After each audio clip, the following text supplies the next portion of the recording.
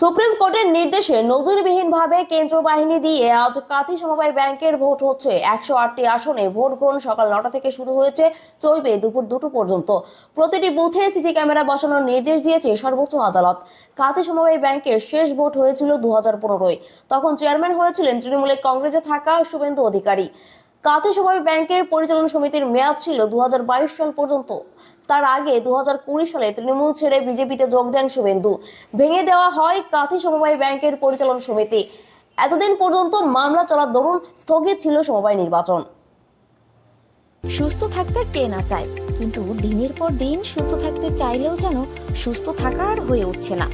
কারণ বিভিন্ন জায়গা থেকে সুস্থ হয়ে যাবেন এমন প্রতিশ্রুতি পেলেও মেলেনি কোনো সুরাহা। আপনি ভাবছেন কোথায় যাবেন, কিভাবে সুস্থ থাকবেন, এমন নানা প্রশ্নের সম্মুখীন হচ্ছেন। কিন্তু ভাবুন তো, এমন কোনো ডাক্তারবাবুর সন্ধান যদি আমরা দিই আপনাকে, যেখানে গেলে আপনি ম্যাজিকের মতো সুস্থ হয়ে যাবেন, কেমন হবে?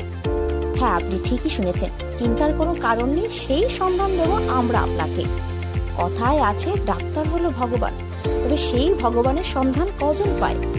আজ আমরা এমন একজন ডাক্তারবাবুর অর্থাৎ ডক্টর সন্তুদের সঙ্গে পরিচয় করিয়ে দেব, যেখানে রোগী ম্যাজিকের মতো সুস্থ হয়ে যান।